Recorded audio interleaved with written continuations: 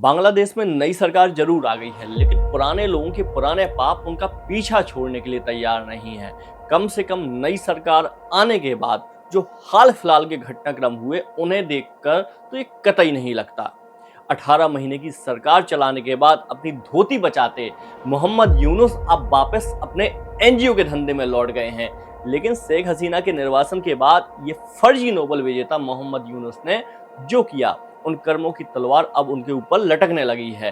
खैर, जो भी बांग्लादेश में नई परिस्थिति बन रही है, देखकर तो लग ही रहा है कि आज नहीं तो कल या फिर राजनेताओं के द्वारा या फिर जनता के द्वारा ये लटकाए जाएंगे ही।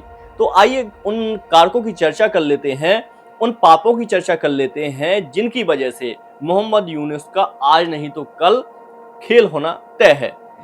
तो इस कड़ी में पहला घटनाक्रम है बांग्लादेशी संविधान का उल्लंघन। बंगाली पत्रिका कालेर कंठो को दिए एक इंटरव्यू में बांग्लादेशी राष्ट्रपति शहाबुद्दीन ने यूनुस के कार्यों को न सिर्फ असंवैधानिक बताया, बल्कि मोहम्मद यूनुस पर बांग्लादेश को अस्थिर करने और संवैधानिक शून्य पैदा करने का भी आरोप लगाया है।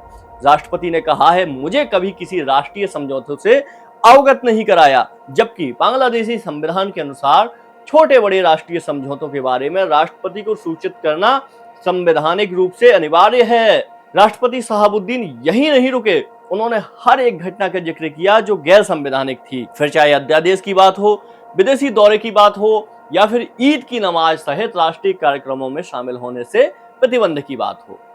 एक दूसरा घटनाक्रम जुड़ा है बीएनपी की तारीफ और यूनुस की साजिश से।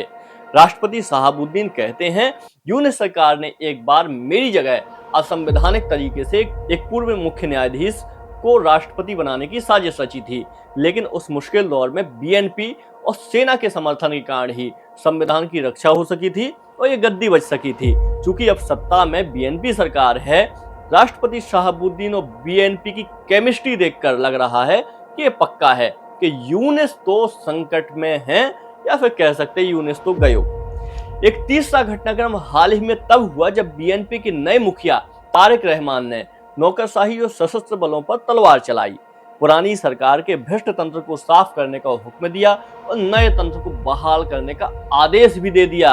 लेकिन इसमें बुरी खबर उन पुराने पापियों के लिए है, क्योंकि नई सरकार के बाद नया तंत्र पुराने कारनामों का अगर खुलासा करता है तो यूनुस पर गाज गिरनी तय है और कह सकते हैं संक्षेप में कि यूनुस तो गयो।